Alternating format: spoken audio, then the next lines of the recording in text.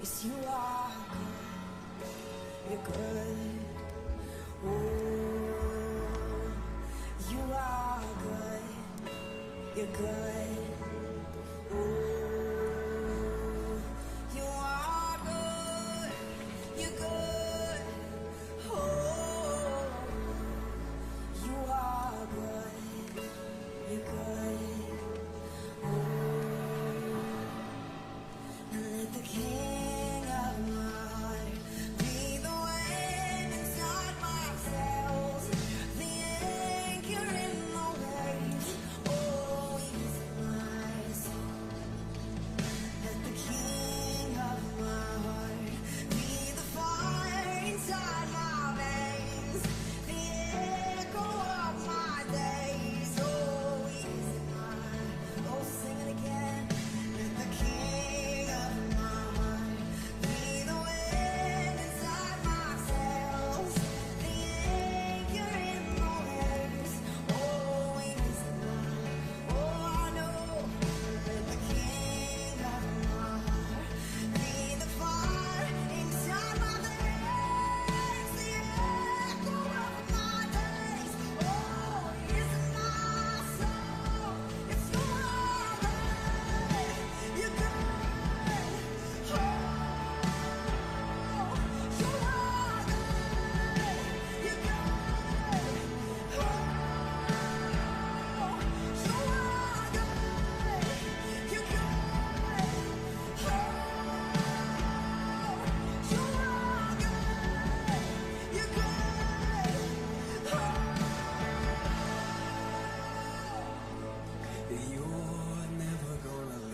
You're never gonna let me down. And you're never gonna let me down. You're never gonna let me down. You're never gonna let me down. You're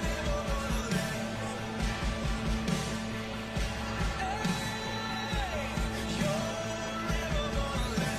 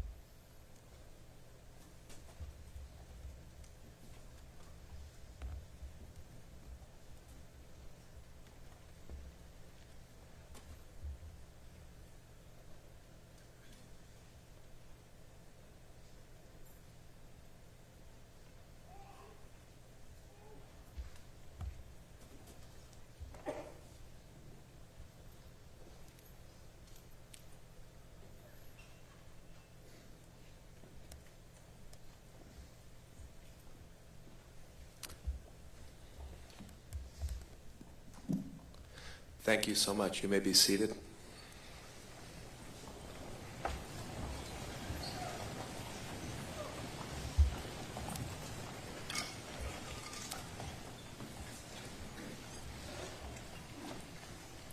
On behalf of the Three Crosses family, and with deep condolences for the Wingate family, Randy, Christine, Autumn, Nathan,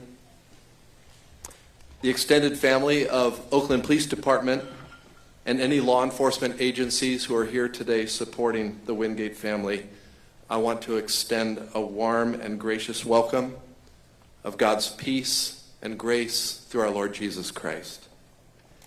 My name is Larry Vold. I serve as one of the pastors here at Three Crosses.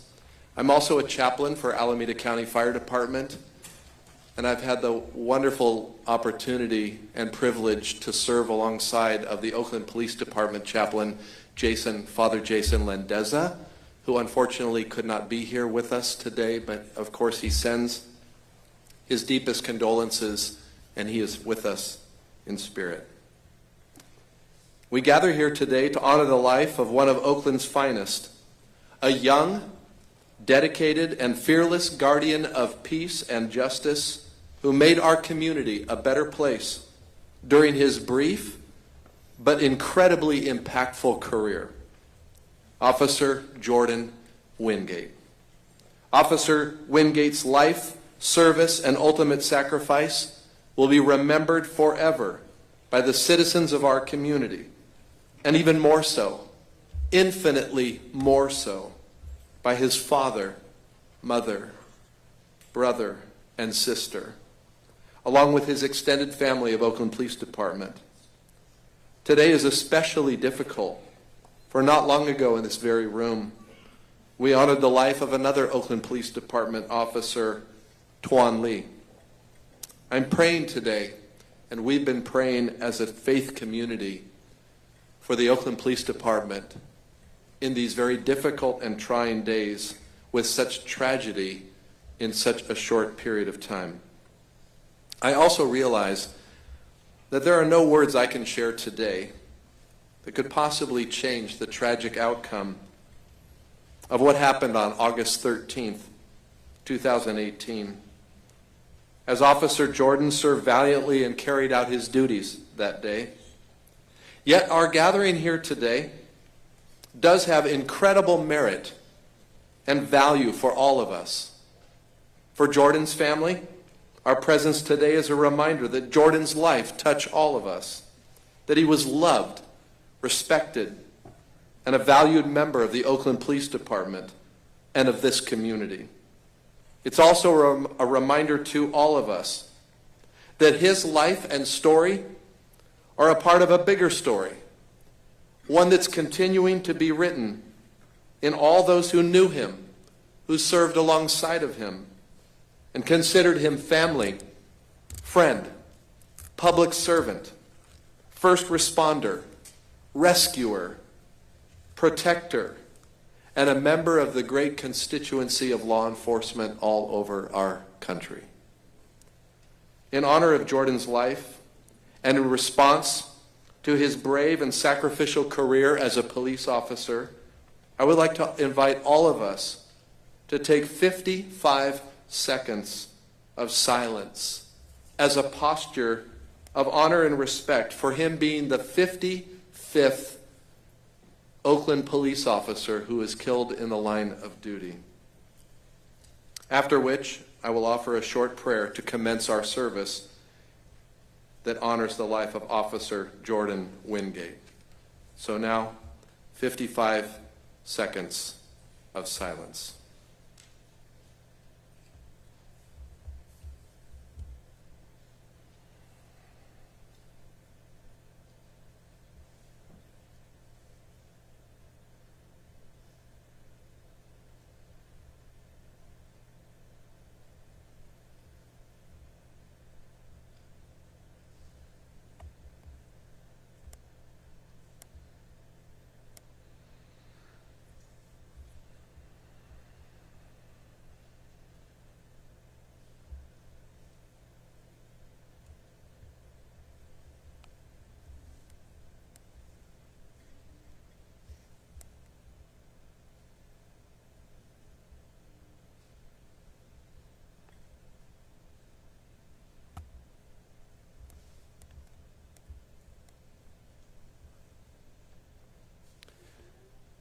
Gracious and loving Heavenly Father, our hearts are broken today.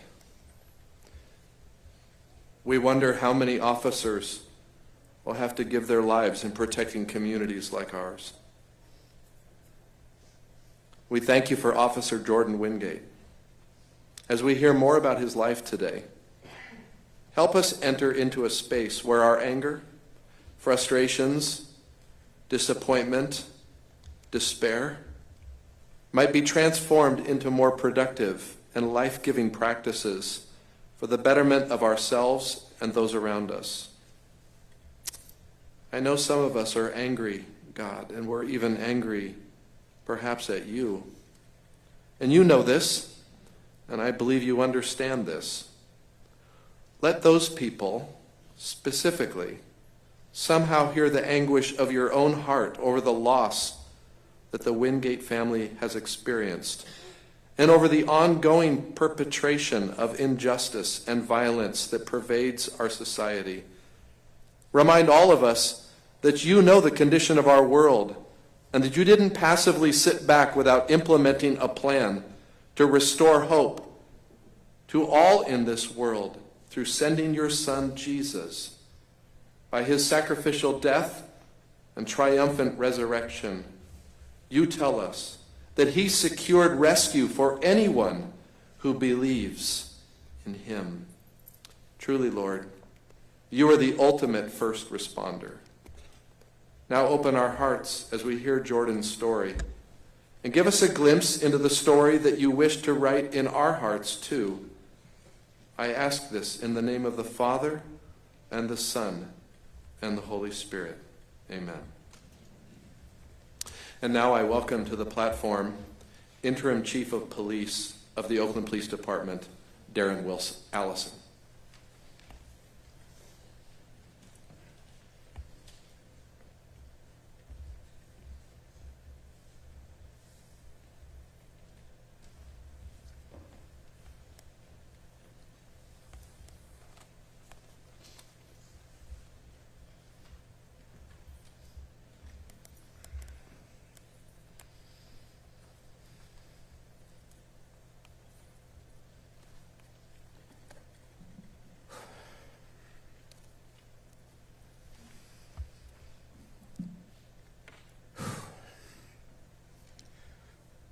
First, I want to extend my deepest sympathies to Randy, Christine, Nathan, and Autumn, and all of Jordan's extended family and loved ones gathered here today. Every member of the Oakland Police Department feels the pain of your loss. We share in your grief, and we stand before you completely heartbroken.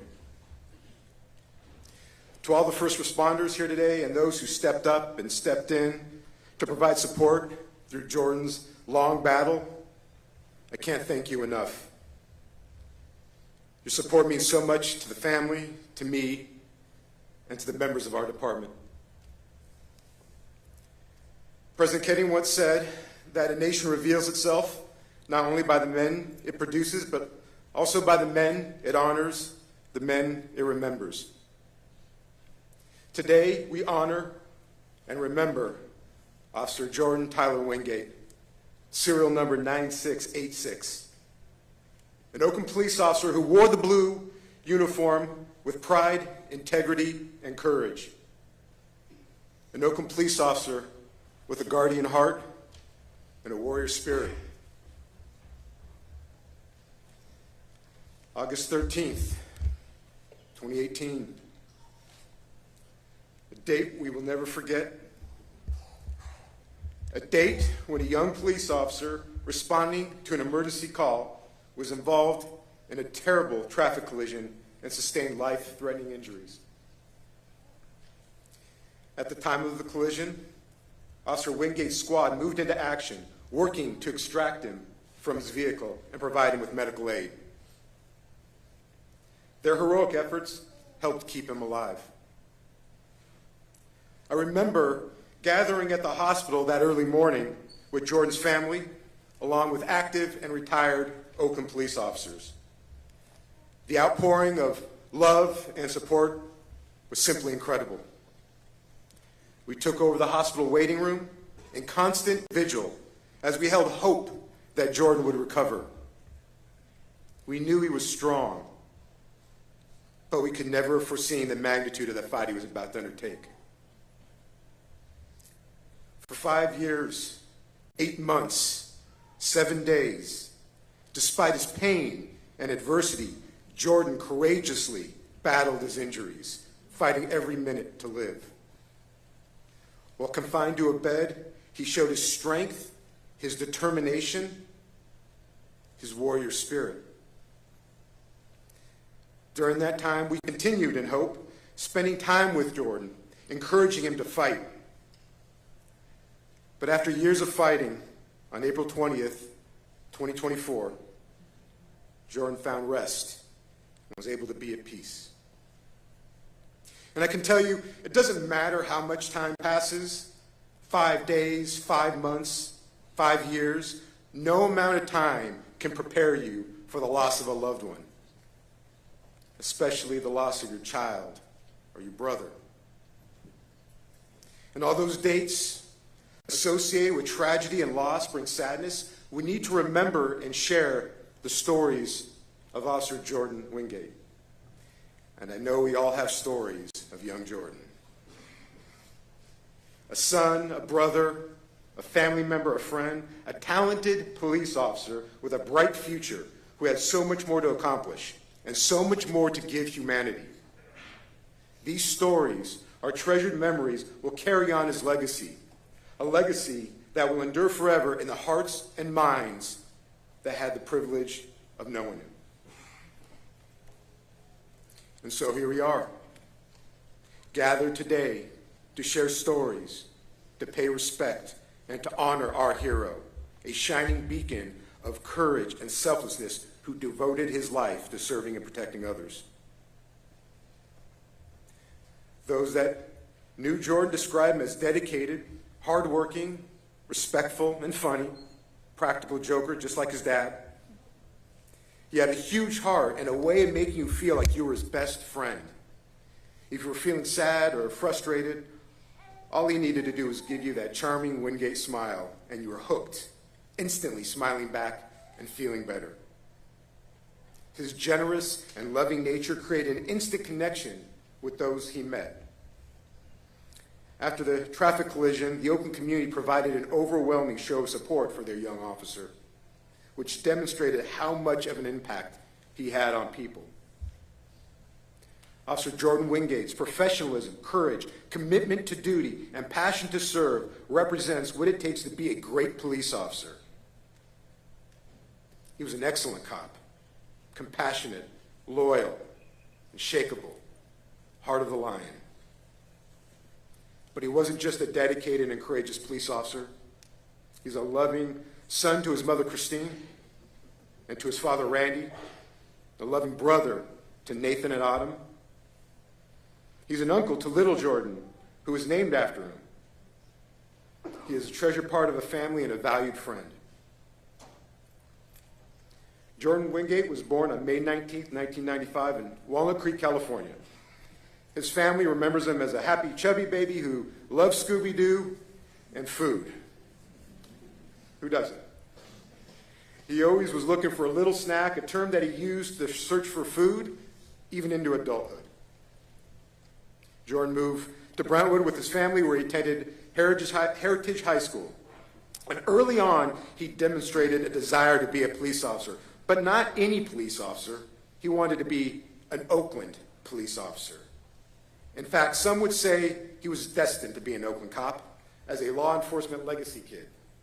You see, Jordan has been part of the Oakland family since birth, practically. His father, retired Captain Randy Wingate, was a veteran Oakland police officer.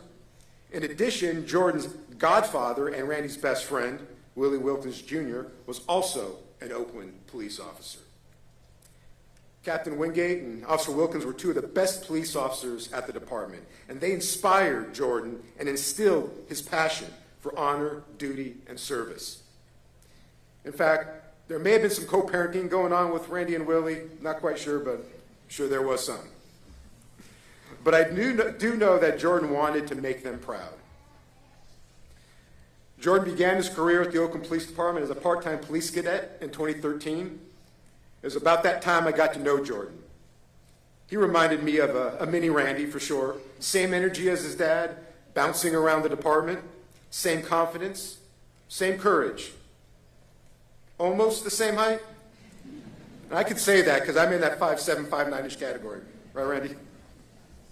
But I remember Jordan's warm smile and positive, respectful demeanor. He was always willing to help, to do whatever needed to be done to accomplish the task or the mission. I recall one time Jordan was working as a cadet at the Oakland Police Emergency Net Crab Feed. All day he was hustling around, working hard, bouncing around like he normally does. And at the same time, my teenage daughter, a few years younger than Jordan, was also working the crab feed. I remember my daughter, and I'm not going to name which one, looking in Jordan's direction, and she asked me with a smile on her face, "Hey, who's that?" Now, Jordan's a great guy and a good-looking kid, but for the parents of daughters in the room, your little girl will never be old enough to date. And I was like, nope, nope, nope. Go back to work, get back to work. And I spent the rest of the evening with one goal, keeping the two of them separated. In October of 2016, Jordan entered the 176th Oakland Police Recruit Academy, and it was his dream come true. During the academy introductions, I remember seeing him sitting in his chair, smiling that big Jordan Wingate smile, full of excitement and ready to take in the experience. I remember pointing to him and I said, "Hey, Wingate, we're going to work you hard. You have big shoes to fill." He quickly replied, "No problem, sir. I'm ready. I'm ready." And you know what? He was ready. He excelled in the academy, gained the admiration of his classmates, and graduated as the class valedictorian. This was a testament to his exceptional ability and determination, hands down. At his graduation, I remember seeing both Jordan and Randy with pride as Randy pinned the badge on his chest and gave him a big hug. It's the war in Gaza, their demands. Next. Clean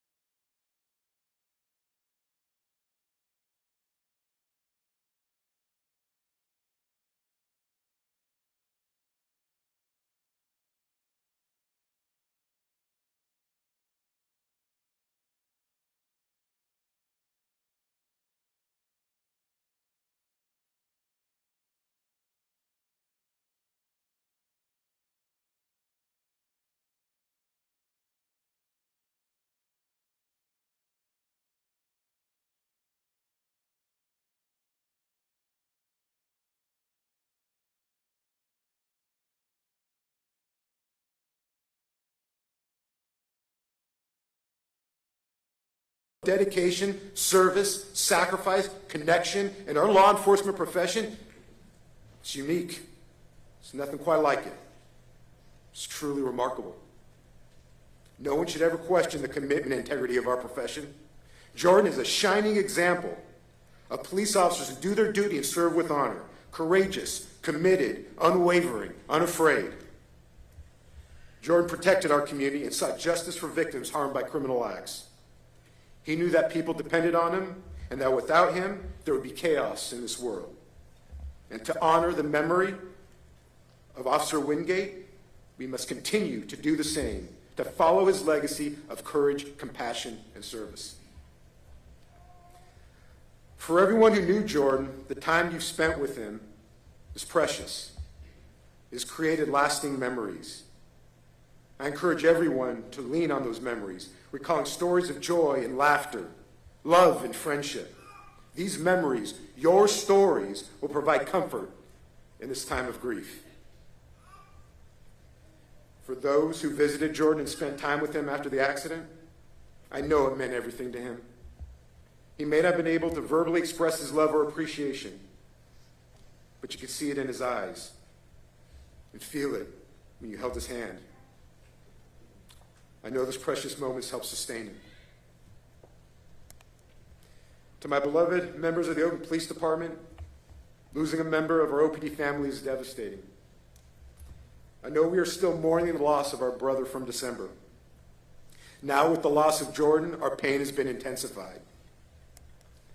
As I said just a few short months ago from this very stage, the loss of a fellow officer takes away a piece of you, a piece of your heart, a piece of your soul.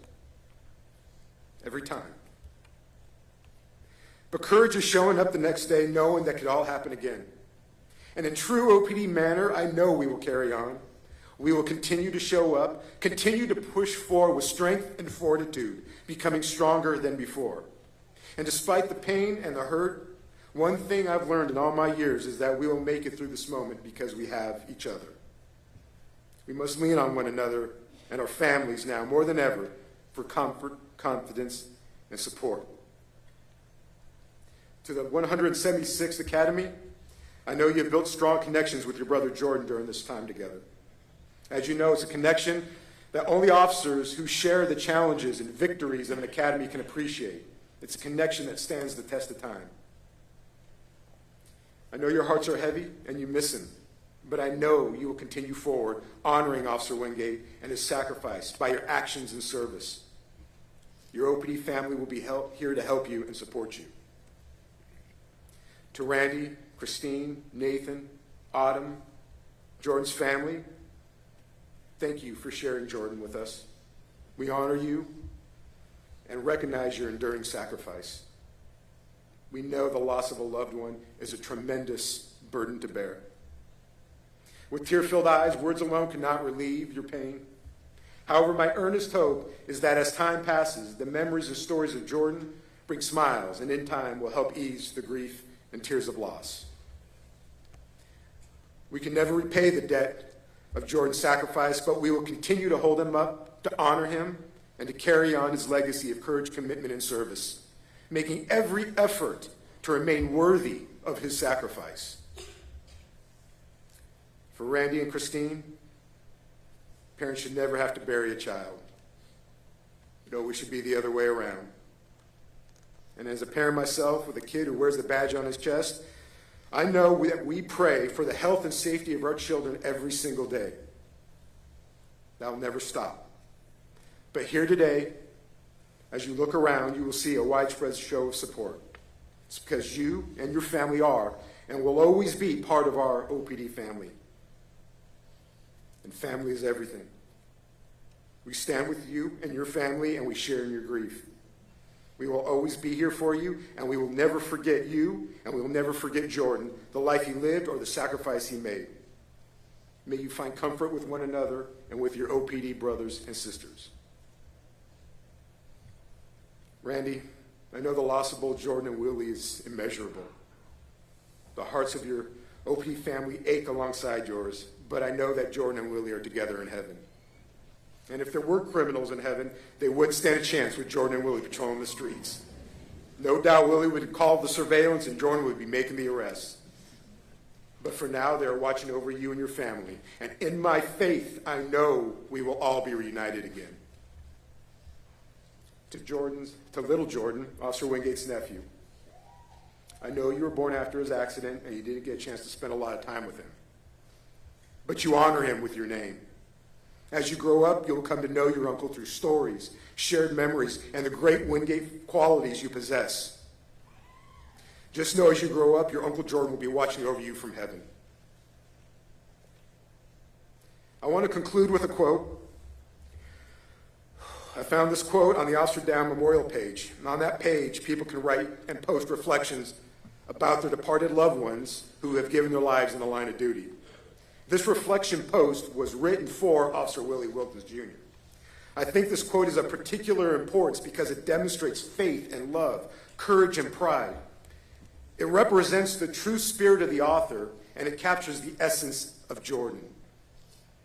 In fact, the reflection I'm going to quote is the post and words from Jordan Wingate. To Oakland Police Officer William Wilkins, Jr. Uncle, you are my hero. I'm applying for the police academy now. Yes, at OPD. I will never be scared to be out there because I know every second of every day you will watch over me with God. It comforts me to know that the same streets I will be protecting are the same streets you were on. The stories of you and my dad are what inspired me to be a police officer, and I love you so much. I still remember the day I was baptized, and you and I went to Walmart, and you gave me anything I wanted, as always. You're one of my biggest role models in life and have helped me through many difficult times. I hope you always protect my dad and I through all things we do. I love you, Uncle Willie, my godfather and hero. By Cadet Jordan Wingate, Oakland Police Department, August 18th, 2015. So in closing, to Jordan, our dear Jordan, thank you, brother, for your service and your sacrifice, your unwavering dedication to duty. Thank you for answering the call to serve and for all the times you covered us and supported us, your brothers and sisters in law enforcement. Most importantly, thank you for your gift of friendship and love. Your legacy will live on in the countless lives you've touched. We love you and we miss you. We will never forget you.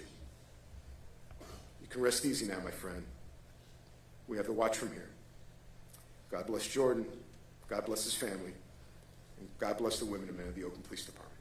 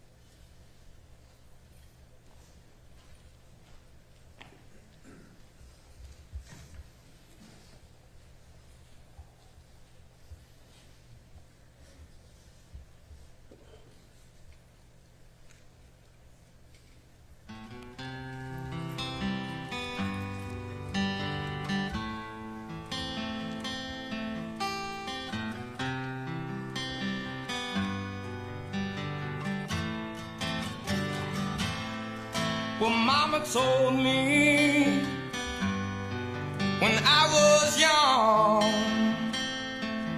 said sit beside me, my only son, and listen closely to what I say,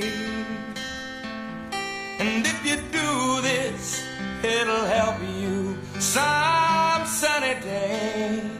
I will.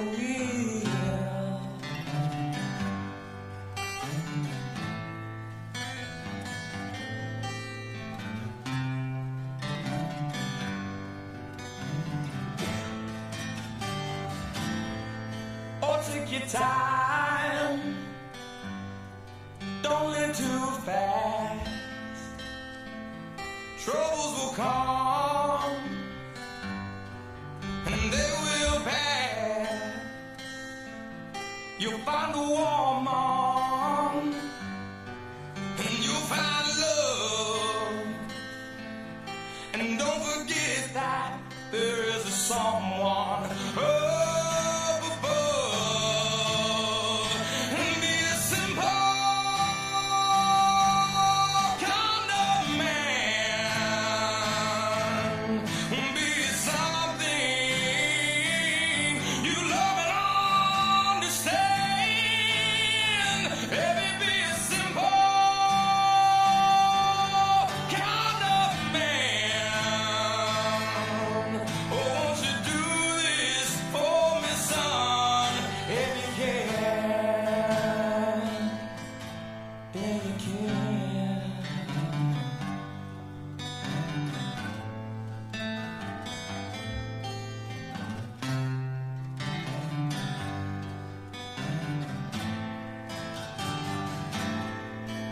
get your lust from the rich man's gold.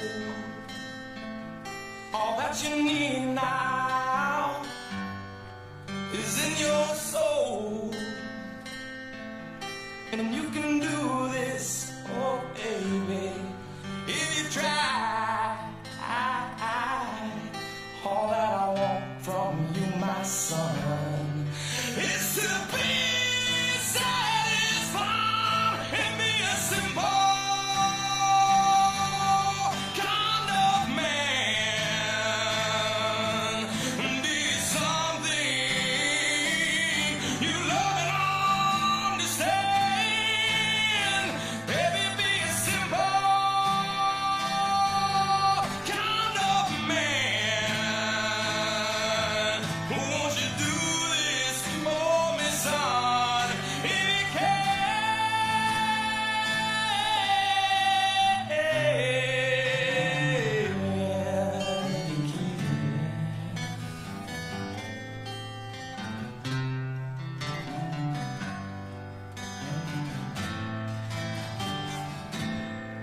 Oh, don't you worry, you'll find yourself. Follow your heart and nothing else. And you can do this, oh baby, if you try.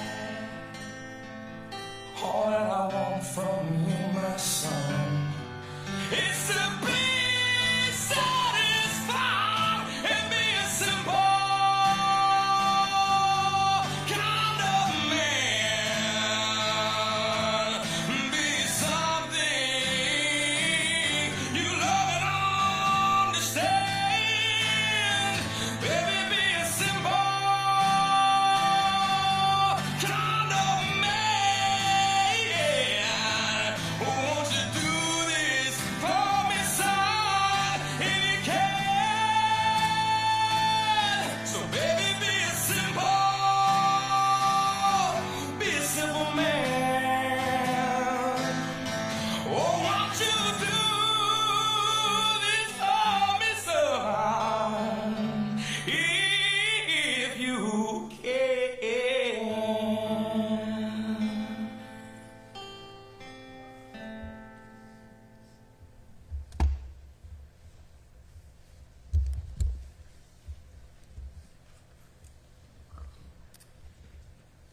Pictures are so great. Thank you. At this time, I'd like to invite to the stage retired captain of the Oakland Police Department and father of Jordan, Captain Randy Wingate.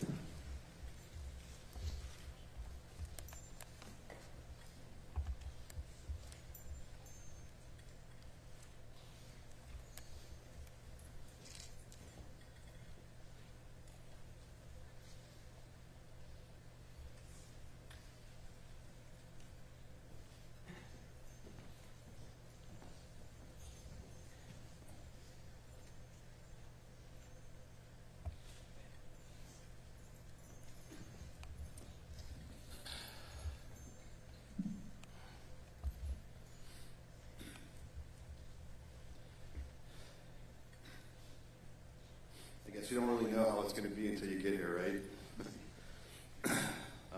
Learned a couple things. Don't ever let Chief Allison speak before you, because great speech, Darren. Appreciate it. Love it. Mick, I feel your pain. Very in-depth. It was a great speech. It was a mic drop. So that should pull. It's been a long day already. When Jordan's accident first happened, all the way to the end, people kept telling me, "You're not Captain Wingate, you're Jordan's dad." When Jordan passed, they reminded me not to be Captain Wingate. Because I guess the Captain Wingate would check, and recheck and everything. I get into operational Randy mode. I guess I drive everybody crazy. And I'm always where I'm supposed to be on time, right uniform, right place. Not today, I forgot my pants. Found out at 8:30. Thanks, Pat. Thanks, Sean, for helping fix that problem.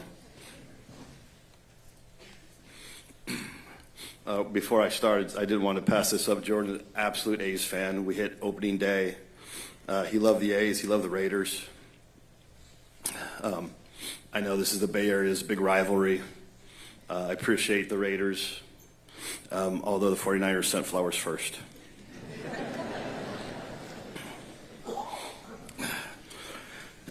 This is going to be a lot of thank yous. I mean, I don't think we could have asked for more.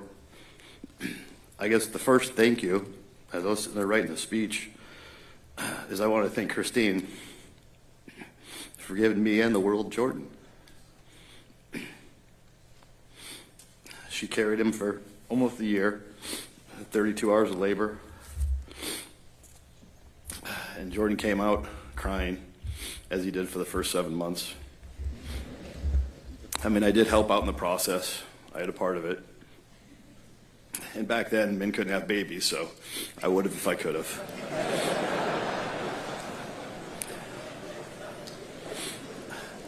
I want to thank Autumn and Nathan, Jordan's brother and sister. I mean, we've gotten so much strength from them. It's crazy how you go on and your kids are the ones that give you strength, right? We're supposed to be older and more experienced and have better coping, but Autumn and Nathan, you guys have been so strong. Jordan, be very proud of you.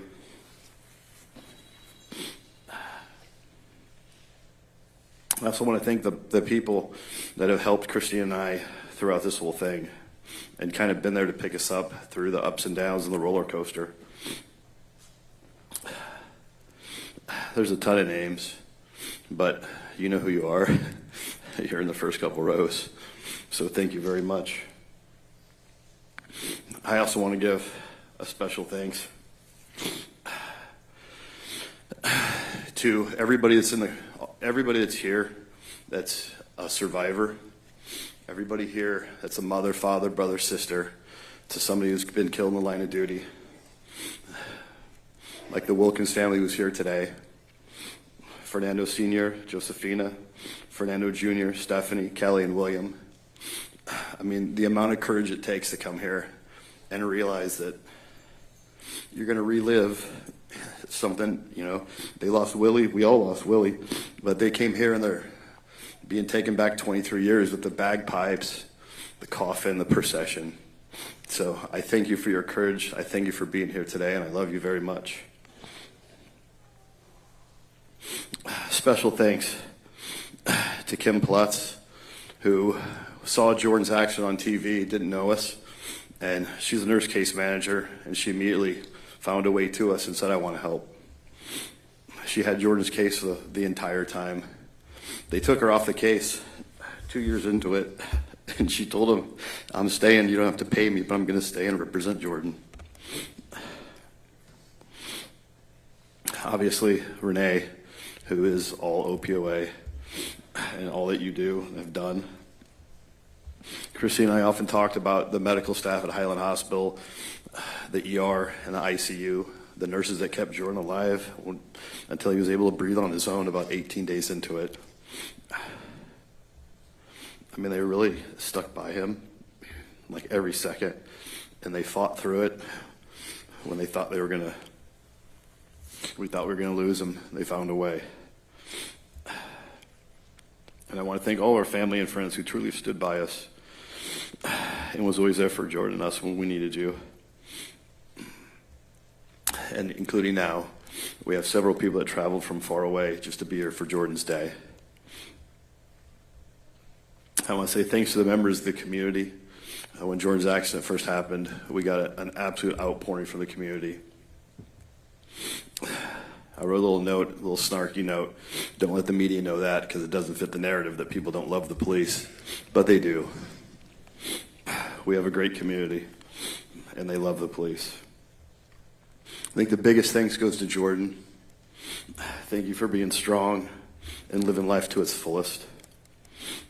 Thank you for being a great son and showing everybody that a kid that's not the fastest, definitely not the tallest, not the strongest, who has to work hard to succeed can chase his dreams and through tenacity and hard work be the best at what he does. Thank you for your smile, all the way from from when you were a baby to a son to a great friend.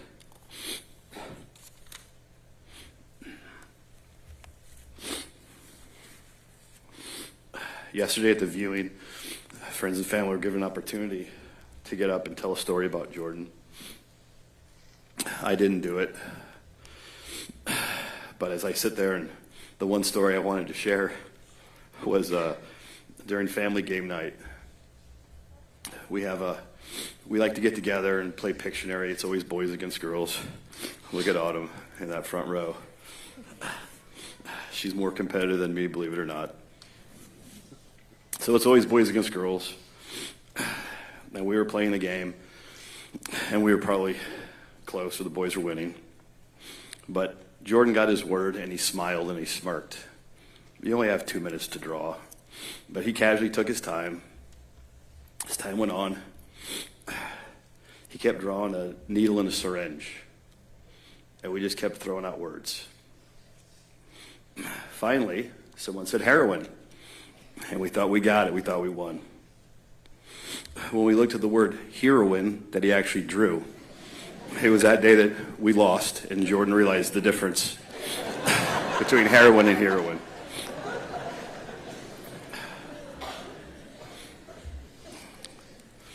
Jordan asked me one time, what was I most proud of? My Oakland career or my Army career? And I told him with no hesitation, the thing I'm most proud of is being his father and the father to Autumn and Nathan. Because I realized, probably right around the loss of Willie, that awards and medals and badges, all that, none of that matters at all. As soon as you leave an agency or an organization, 2 weeks later, you're just gone. But the legacy of being a good father, the best father you can possibly be, is the legacy that goes on for generations and generations. Another story, another Jordan story, was when he started the academy. Jordan started the academy. He asked me if I would make him lunch, like I did when he was in high school. I was a little taken back, and I snapped back at him and said, "Buddy, you're 21 years old, you're about to carry a gun. I think you can make your own lunch. It's time to be a big boy." That's when I got the horrible truth my kids had hidden from me forever. He said, "Dad, I only eat half the stuff you put in the lunch anyway." He's like, "Your sandwiches always suck." He said, "But I just like the notes." And it dawned on me, when I would make him lunch, when I would make the kids lunches, I would write, "I love you," or "I'm proud of you," and I'd write a note on the lunch. I then realized that,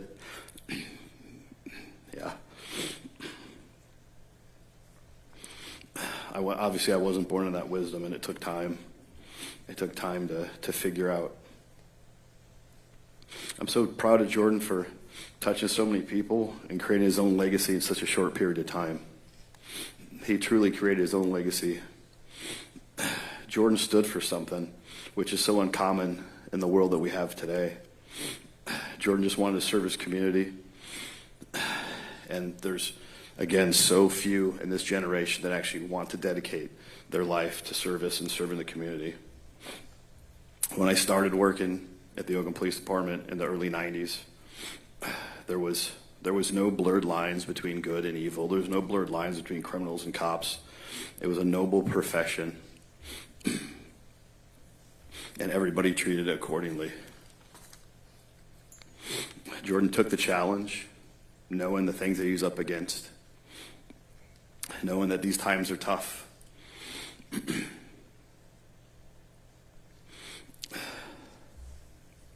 But Jordan didn't care about politics.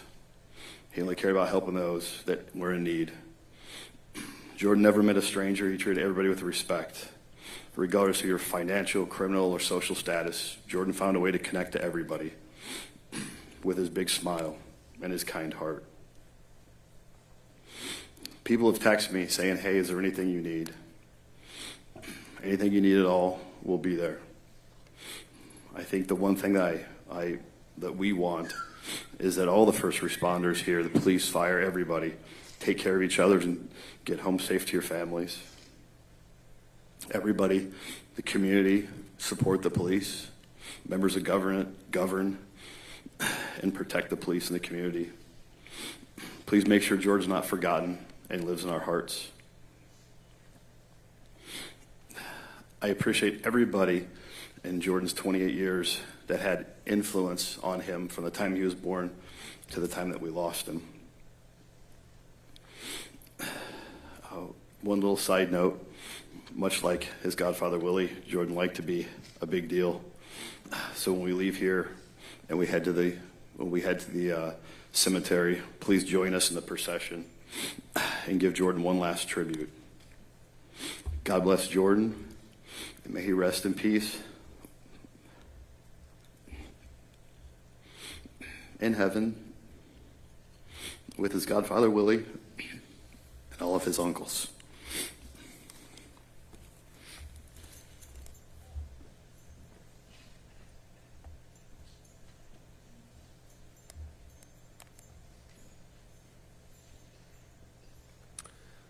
The powerful tribute. Thank you, Captain Randy. At this time, I would invite to the stage Jordan's sister, Autumn Wingate.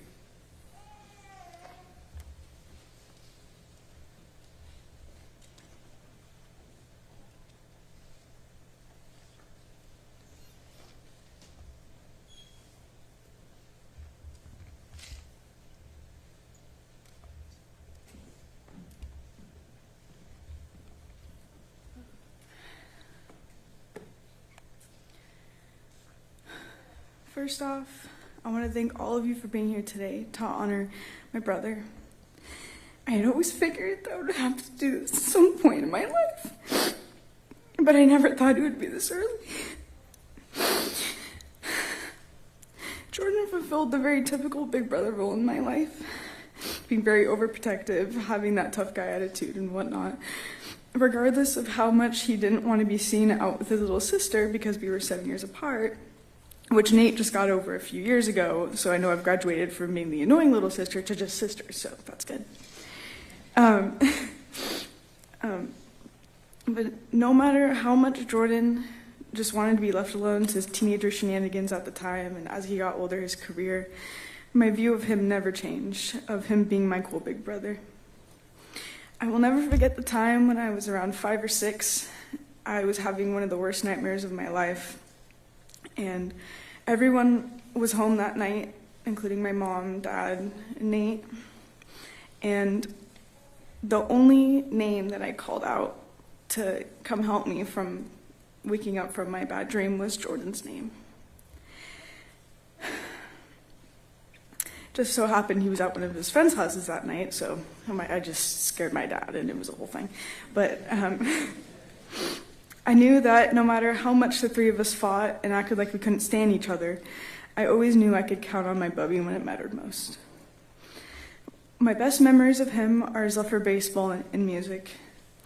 I loved him so much that I would even learn all the names of the current A's players at the time and look up their stats and the game scores just so I could text him about it. And I knew it was the one thing that we could always talk about and he'd actually be able to relate to me with. I don't blame him for not wanting to hang around his 13-year-old sister when he was 20, so.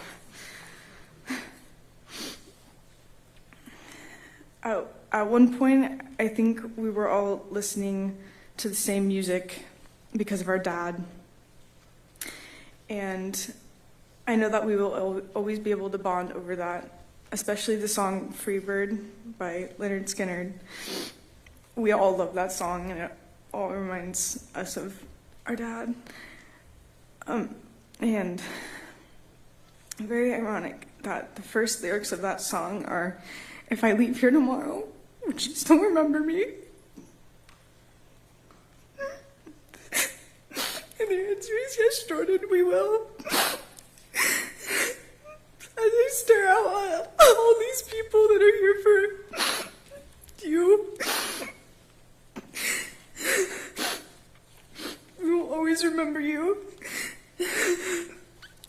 The laughs you gave us, and your beautiful smile. Thank you for showing me the real meaning of strength. I love you, Bubby. And say hi to Grandma, Papa, and Uncle Willie for me.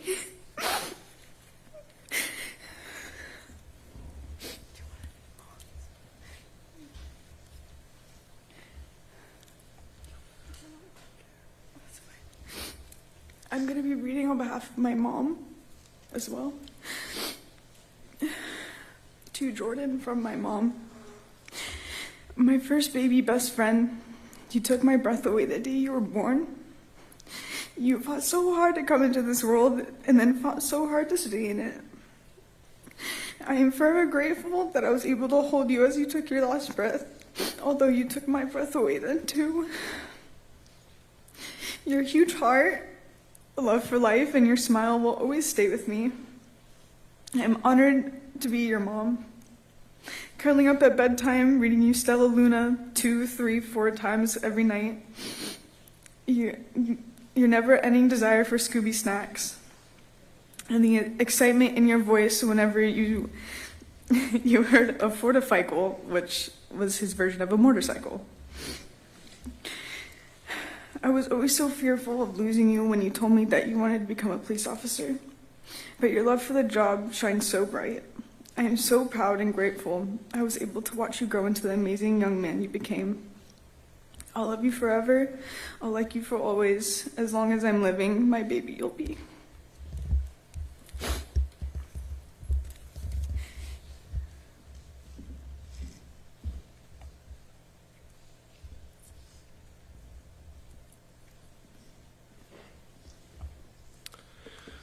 Thank you so much, Autumn and Nathan, standing with her, and the tribute from Mom, and all these amazing stories. Thank you. Thank you. I'd like to invite to the stage now Officer Danielle Juarez, Academy classmate and close friend of Jordan.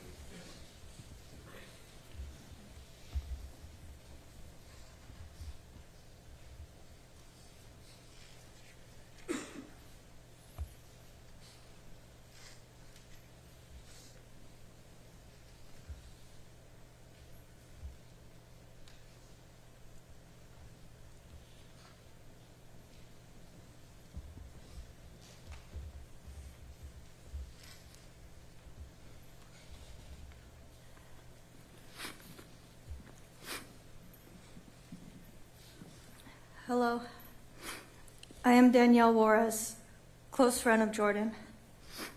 I am honored to be able to speak about Jordan and the impact he has had on my life. A whirlwind of memories filled my mind as I strive to pick a couple of stories to share with you all. If you were around Jordan long enough, I'd say a solid 10 minutes, you would know he comes up with really good ideas, but also really bad ones. But those in turn create the best memories. When I reminisce about Jordan, all I have are good memories. Even when I think about the times he purposely annoyed me, he would finish it off with a smile, and I could never stay upset. His smile sometimes reminded me of the moment the Grinch comes up with the idea to steal Christmas. His lips would curl from ear to ear. If you witness this smile, it probably meant you should help him rethink whatever it is he's about to do. Like when he tried to convince me it was a good idea to chug 5-hour energy shots while eating Taco Bell at 12 a.m. because we had to be back at the academy by 5. Or when he thought it was a cool idea to swing open his asp while in the backseat of a car so he could show everyone how it works. Jordan also resembled the smiling sun baby from Teletubbies. This smile was more comforting, especially during those intense moments of my career, times I know many of you have experienced as well. I remember speeding through Alameda during a pursuit and aimlessly running through streets I have never been to before, chasing a suspect who clearly was not going down without a fight. After ending up on the ground with the suspect and not being able to provide my location to dispatch, I look up. Here comes Jordan running over to me. After everything settled down, I saw that huge smile of his. He was so proud he found me. and I couldn't have been happier he was there. Although Jordan and I weren't assigned to the same district, he seemed to be at a majority of our calls. He made an effort to cover any officer that needed assistance anywhere in the city. It's also true that he had FOMO, so we tried to show up to every call he could during his shift. He definitely earned his Rookie of the Year award. During one of my last meals I shared with Jordan at one of our favorite spots, Chick-fil-A, he kindly provided me with one of his routine therapy sessions. He would always harp on the importance of dating another police officer. He would say, "Hops, make sure you marry another cop because no one else understands us the way we understand each other." What did we know about marriage? We were in our 20s, and my priority was making sure we didn't get kicked out of steakhouses when Jordan would try to serenade the hostess by hopping on the piano before we even got seated. But Jordan knew what we would have to endure throughout our careers, and he was making sure I had the support that I needed because he cared. When this career starts to take a toll on us, all we have are each other. Jordan always made sure he was there for me and anyone that needed him.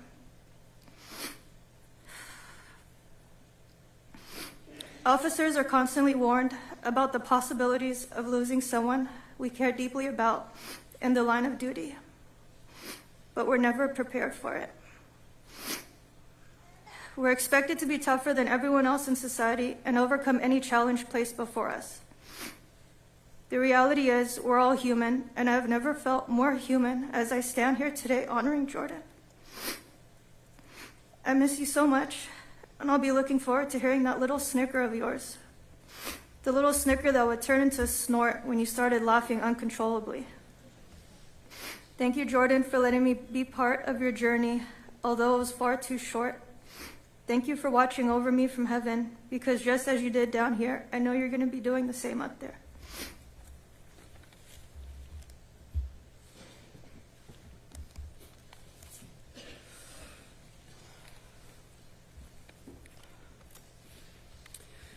Good morning.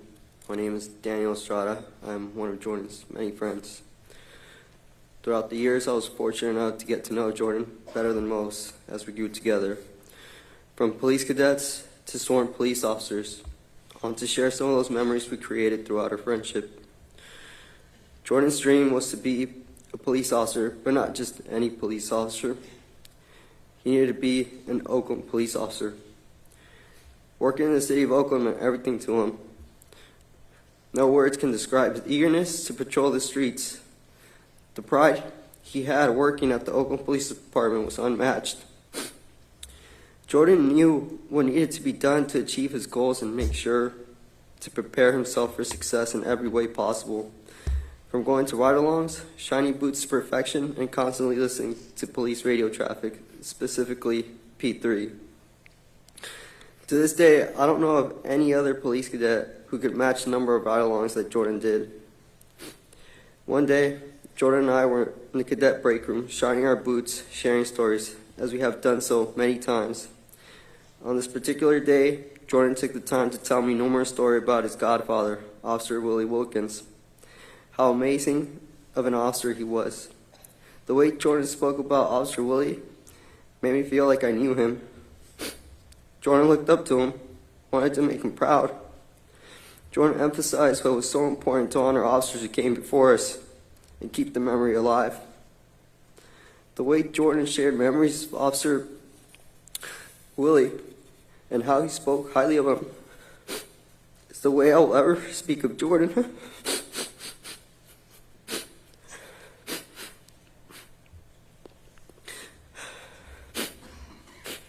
There are many memories I share with Jordan, but what I'll always remember most is how much of a fighter he was. Jordan fought his way to the top of our academy class and continued to excel as an officer. Even while Jordan was injured, he fought hard for almost 6 years. Jordan left us too soon, but I'll never let his accomplishments be forgotten. Jordan, we love you.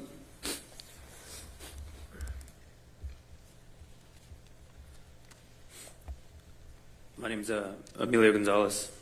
Me and Jordan met in the academy shortly after we became friends. As time went on, our friendship grew stronger. We became best friends, inseparable, hang out all the time, and after the academy, more to look at him as a brother.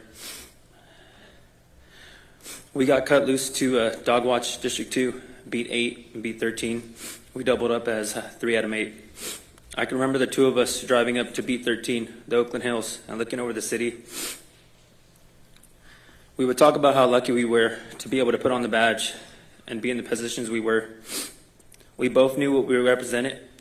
Jordan loved his job and gave everything he had. He respected the badge, respected the uniform, respected everybody who worked alongside of him. I know today Jordan is looking over us and so grateful for every single one of you that have shown up to show his respects to him. We love you, Jordan.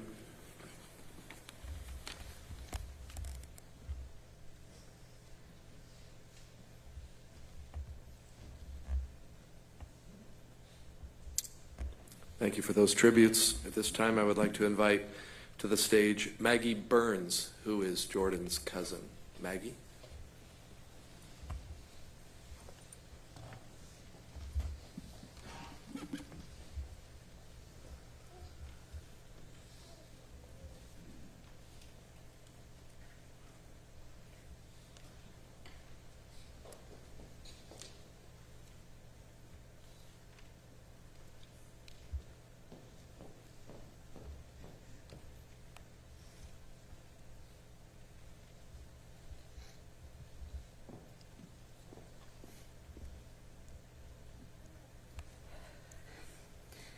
Thank you all so much for coming today. Jordan would be very excited to know that he was getting this much attention. For those of you who don't know me, my name is Maggie, and I'm one of Jordan's many, many cousins. Jordan and I would often talk a lot about how we were each other's favorite cousin, and I found out recently that he said that to all of us. I can't be mad at him, though, because when it comes to family, Jordan really did win the lottery. This is the first time in my life that I've been to a proper funeral, which I suppose is a good thing, except that when I sat down to write this, I had no idea what to say. I did some Googling and asked around, and ultimately decided that I wanted you all to get to know the Jordan that I knew. I'm the middle of 3 kids. I have an older brother, and when I was 5 and my mom was pregnant, I'd hoped that I'd get a younger brother too. I don't remember this, but I'm told that I was pretty upset to find out that I was instead getting a baby sister. We really like each other now, though. Until 18 months later, when Jordan was born, and all of my wishes and prayers had been answered, and I'd finally gotten my little brother. I remember going to Walnut Creek to meet him, and I remember that when he was really little, he would spend time at my house while his parents were at work. I'd follow him around like a tiny mother, making sure he was okay and doting on him, and when he was old enough, answering his requests to pick him up and fly him around like an airplane. Once Jordan started school, I saw him much less, probably only a few times a year on holidays. But once we were both older and had cell phones, we talked all the time. He'd ask for advice or tell me about his triumphs, and we would share funny thoughts with each other. I would routinely get text messages that said, I need you all to know that this is a direct quote from Jordan. Bro, remember this. When I'm a cop and I stop someone, I will let them go every time I say pull over, and they reply, no, it's a cardigan, but thanks for asking. And then the next immediate message he sent said, I couldn't even be mad, bro. Or, and this is one of my personal favorites, I called him and he didn't answer, and then a little while later, I got a text that said, I didn't answer because I was eating Chick-fil-A. Surely you understand. He would also regularly send me pictures asking me if I liked his outfit, if I thought he looked good with a mustache, or to show off whatever food he was eating. But my all-time favorite text, and the one that I've missed getting the most, is the one that said, "Hey Mag, I just wanted to let you know that I love you." Our families spent time in Tahoe during the summers, and that's where a lot of my happy memories of Jordan take place. The one I'm about to share with you is one of my all-time favorites. We were sitting on the beach one morning trying to figure out what we wanted to do that day, and he and I always remember this story differently. He would tell you that this was all my idea, and I would tell you that it was his idea. Regardless of whose idea it was, we ended up hiking down to the bottom of Emerald Bay. Anyone who's been to Emerald Bay knows that the trailhead is pretty easy to find, but the four of us who went, me, Jordan, our cousin Mackenzie, and Jordan's girlfriend at the time, Frances, we couldn't find it. So when I tell you that we hiked down, what I mean is that we slid down the mountain on our butts with no trail in sight, hoping for the best. Once we reached the beach, we swam to the island and spent some time exploring. I'll spare you the details of how we got back to the beach, but we did eventually find the trailhead and hiked back up to the car in the middle of a thunder and hailstorm, soaking wet and barefoot with giant smiles on our faces because of the absolute adventure we felt we had just been on. Getting home and finding out that our families had planned to get pizza for dinner that night was, I think, the cherry on top in Jordan's eyes. We talked about that day for years after, and we would send each other pictures on the anniversary of our Lake Tahoe thunderstorm adventure. I, like I'm sure most of you, feel Jordan's loss deeply. We will miss his smile and the way he scrunched his face up when he was genuinely laughing, and the way he'd always ask if you wanted to go get food with him, and the way he loved us all so fiercely. Getting to love Jordan was one of the greatest honors of my entire life, and I will miss him every day. Thank you.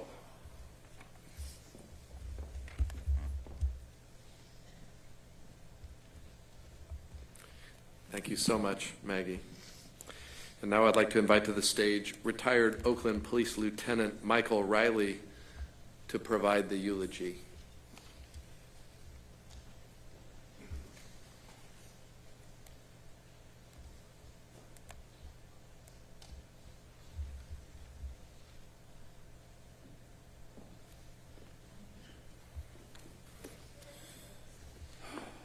That smile.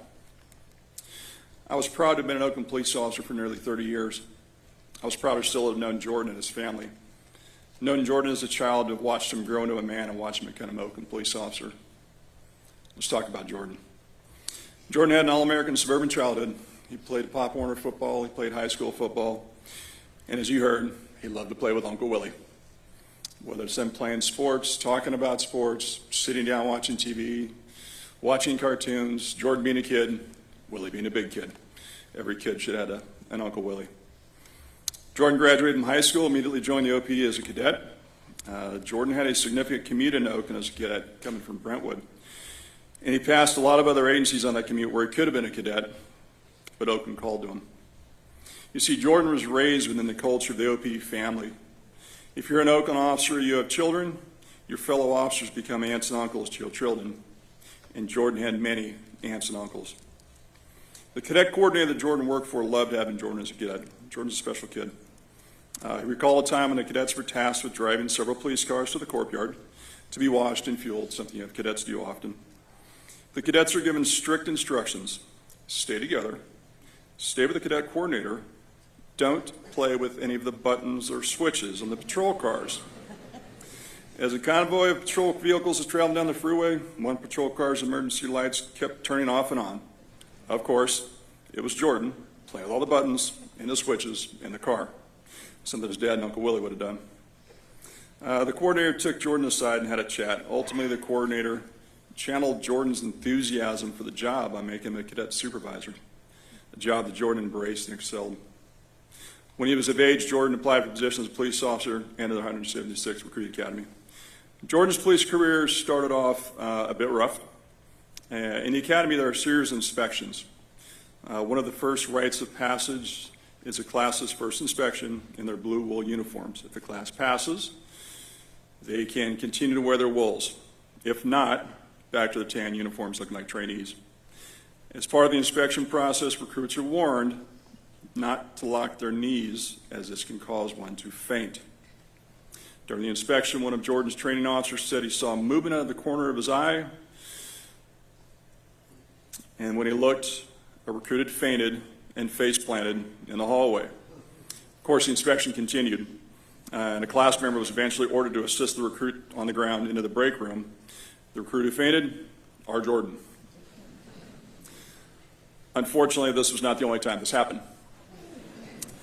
A few weeks later, the trainees are introduced to chemical munitions, tear gas.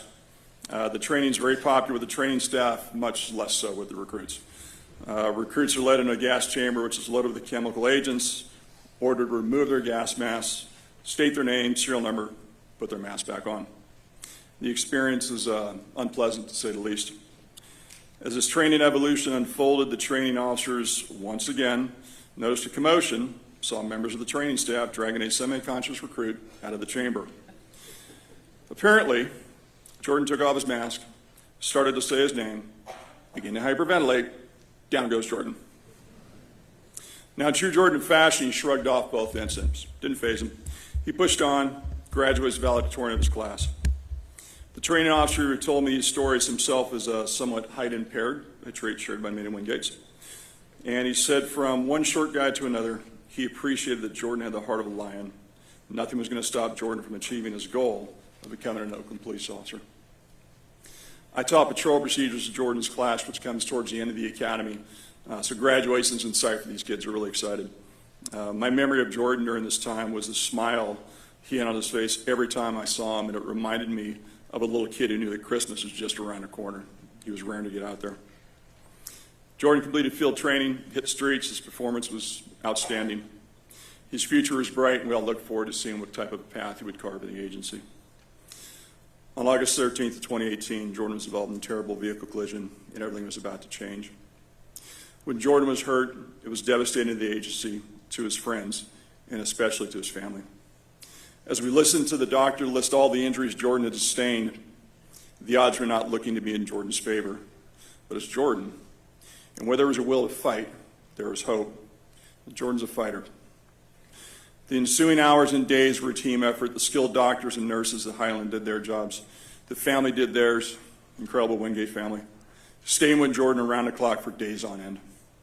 The OPD family did their job, providing security and comfort to the Wingates. And of course, Jordan did his job. He fought.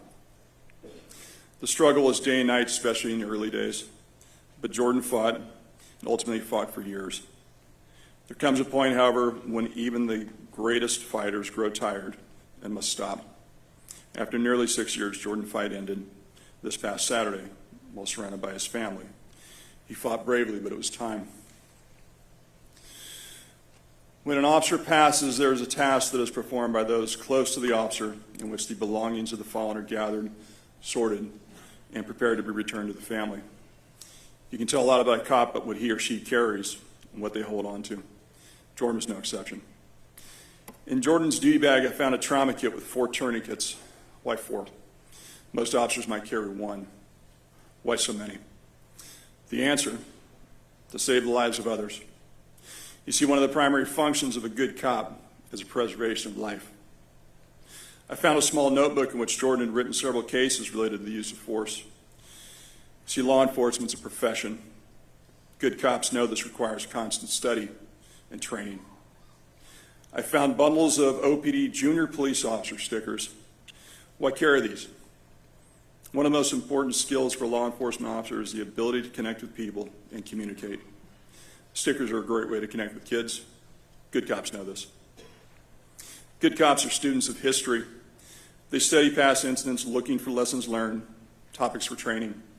In Jordan's belongings, I found a copy of a newspaper article from 2001 when Willie Wilkins was killed in the line of duty in a blue-on-blue shooting. As you heard, that was Jordan's godfather. That was Uncle Willie. Jordan chose this profession. He chose this agency knowing the risks, knowing what this profession cost the Wilkins family. What did it cost his father, the loss of his best friend? and that losses like these happen far too often every year across the country. And yet he chose to serve. How special is that? If you want to honor Jordan, be of service. Serve honorably. There's a fundamental truth that the majority of unheard citizens know and that politicians are slow to recognize. The community wants more officers, not less. They want more Jordans, not fewer. I found one final item in Jordan's bag that was unusual. It was a lone playing card. It was a Jack of Hearts. It was this Jack of Hearts. And I have to admit, I was a bit confused by this, but I knew there had to be some meaning to it, so I did some research, and this is what I found. The Jack of Hearts signifies an honest young man in love. He is attractive, nice, generous, and would like to be kind to you. This card often announces a new intimate friendship. As a lover, the Jack of Hearts is often away, but is committed and sincere, and would make good marriage material. Perhaps the most important thing to know about Jordan is that he loved and was loved. When I think of Jordan now, I picture him healthy and strong, the big Jordan smile on his face. I think of him hanging out with his uncles who went before him, and I see him watching cartoons and laughing with his Uncle Willie. Safe journey, buddy.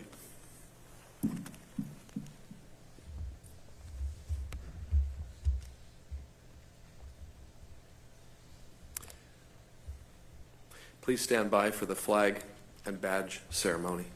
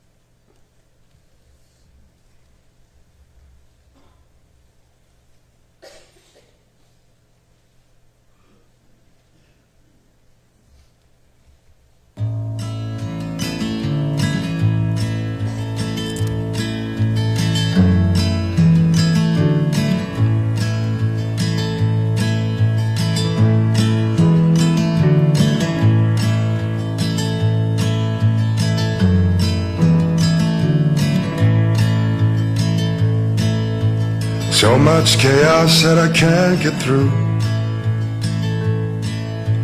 So much time, none for me and you. Love the way you can't stay late. Take you home before daylight breaks. And all I know is one day this will all pay off. And all I know is we pay the dues while they watch the clock. We pay the dues while they watch the clock.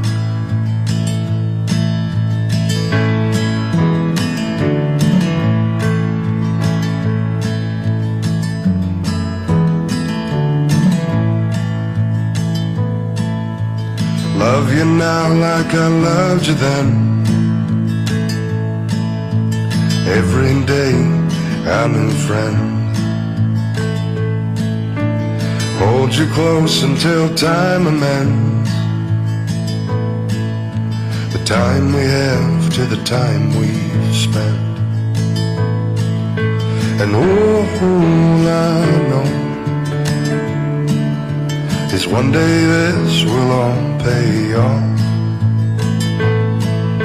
And all I know is we pay the dues while they watch the clock. We pay the dues while they watch the clock.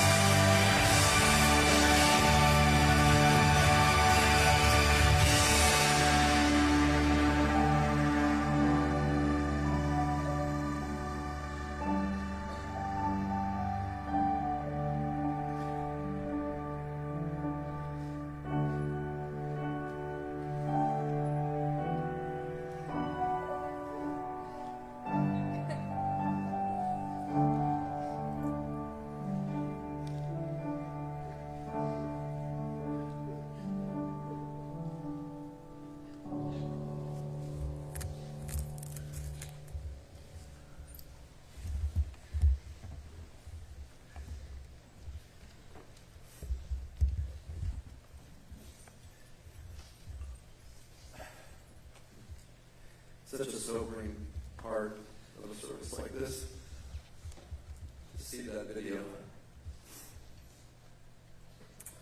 Creates in me, and I think for all of us, the immense gratitude that we have for all those who are in law enforcement, the Oakland Police Department, from our chief, Darren Allison, all the way through the command staff, and every one of you officers, and those of you that are from other agencies here.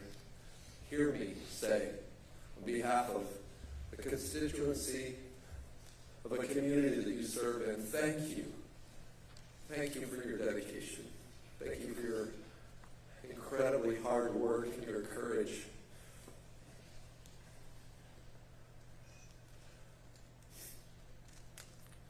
I'm totally touched by Jordan's life. Thank you, Jordan. See that smile on his face, knowing that he was, quote, destined to be an officer of the law. And what a great officer he was. I know we've thoroughly enjoyed this service. I have. I've been sitting here taking in all these stories and hearing these amazing tributes. It's been powerful for me. And I've unfortunately been to a few of these services, been a part of these services. But each one is so special and each one is so real and so powerful. I know I'll never forget this time. And I know we've been here for a little while, and I'm not going to keep you long.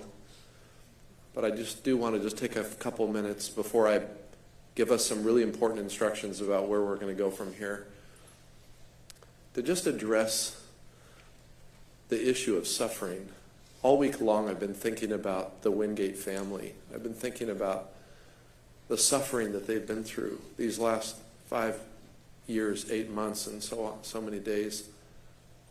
And it's unimaginable to me what you have been through. I've been praying for you. There's so much suffering. And here's the thing I've learned as a chaplain, as a pastor, as just a human being. I've learned that suffering can do one of two things in your life. I mean, just this is through a history of seeing a ton of it.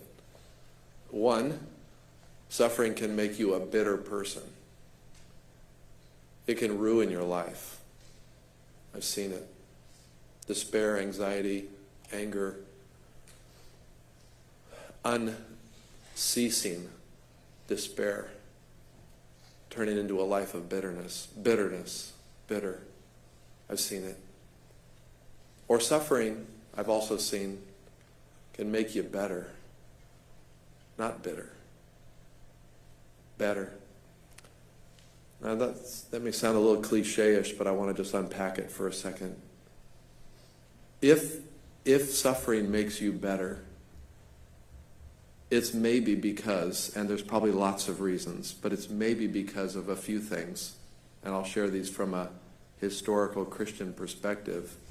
It may be because your suffering has reminded you of a bigger picture of suffering, that somehow you're, without taking away the meaning and the gravity and the magnitude of your own suffering, somehow your suffering introduces you to a bigger picture of suffering. Someone has said the world is a hard place to live, but the problem is there's nowhere else to live. And you, me, we live in a world where there's a lot of pain. But in our individual pain, somehow, if we're better because of it, it's because we've panned back and recognized that our micro is a reflection of the macro. And from a historical Christian perspective, for us, that goes back to the first 3 chapters in the Bible, where God promised that humanity, that there could be flourishing in life, but to refuse God's instruction, there would be certain death and futility. And we've been living in the certain death and futility because of our spiritual parents, Adam and Eve. And again, respecting where everyone is here, I'm not trying to, but just a perspective. The world has been a wreck ever since. I was talking to someone at the gym this morning, knowing that I was going to be in this service, and they kind of pushed me saying, well, you believe in a God. How come he hasn't stepped in and changed all this? These are real questions, I understand. But the Bible says that the whole creation is waiting for this, in fact, groaning inwardly for this trouble to turn. It's a systemic problem. It's a problem that all of us see and all of us live in every day. But if we're better, it's because we've seen a bigger picture. If we're better, it's also perhaps been because we've seen that we're not alone. If you've ever been to the hospital, I'm in the hospital a lot. I was in the hospital for myself. My wife was in the hospital recently for herself. And suddenly you realize that everybody there has the same stuff that you've got. If you're a cancer patient, you see cancer patients. If you're in orthopedics, you see people needing to get fixed with something. Suddenly you realize that you're not the only one. And that realization can sometimes be a benefit for the people that are around you. God comes alongside of us when we go through hard times, the Bible says. And before we know it, he brings us alongside of someone else who's going through the hard times that we're going through, so that we can be there for that person just as God was there for us. That's 2 Corinthians 1. Your suffering might be a pathway of helping someone else. God can use the greatest pain in our lives to touch someone else. We're not alone. I can only imagine, Wingate family, how many people you have, without even knowing it, brought encouragement to by the fight you've been in these years. If you're better, not bitter, it's maybe also because somehow this suffering pointed you to your need for God. The great theologian, Oxford scholar C.S. Lewis wrote, "Pain insists upon being attended to. God whispers to us in our pleasures, speaks in our consciences, but shouts in our pains. It is his megaphone to rouse a deaf world." Suffering can help us get our eyes on God. Maybe that's you. I don't know. God isn't capricious. He's not vindictive. He loves you. He loves you. Maybe your suffering will cause you to see him. And then lastly, I think our suffering, if we're better because of it, might be because we somehow identified with the suffering of Jesus Christ himself. We sometimes forget that Jesus suffered. In fact, 800 years before Jesus went to the cross, a prophet named Isaiah said these words about him. "He was looked down on and passed over, a man who suffered, who knew pain firsthand. One look at him and people turned away. We looked down on him, though he thought he was scum. But the fact is, it was our pains he carried, our disfigurements, all the things wrong with us. It was our sins that did that to him, that ripped and tore and crushed him, our sins. He took the punishment that made us whole. Through his bruises we are healed. We're all like sheep who have wandered and gotten lost. We've all done our own thing, gone our own way. And God has piled all our sins, everything we've done wrong, on him. On him." That's Isaiah 53. In fact, the New Testament says, in Christ, God put the wrong on him who never did anything wrong, so that we could be put right with God. So, that's it. If we're better and not better, maybe because of those things. And I just offer those to you today. Wherever you are, this would be a time maybe to think maybe differently in your own pain, in your own suffering. And for the Wingate family, my goodness, my prayers, the faith community is praying for you. We stand with you. Now in a moment we're going to have the dismissal, but I need to make an announcement that two things. One, if you're not in the procession, if you're not planning to be in the procession, we would ask you to stay here as the procession leaves. Don't go into the procession, and that includes everybody. If you're going in the procession, great. But if you're not, please remain until the procession leaves. Also, for anyone that would like to go, there's going to be a reception at Zio Freitas Restaurant in Pleasant Hill. You can Google it, Z-O with a Z, Z-I-O. Freitas Restaurant. Everyone's invited. Anyone can come in Pleasant Hill after the services. Okay. So I ask you to remain seated until the ushers dismiss each row. And while remaining seated, please direct your attention to the screen. Deputy Chief Beer, please provide the dismissal.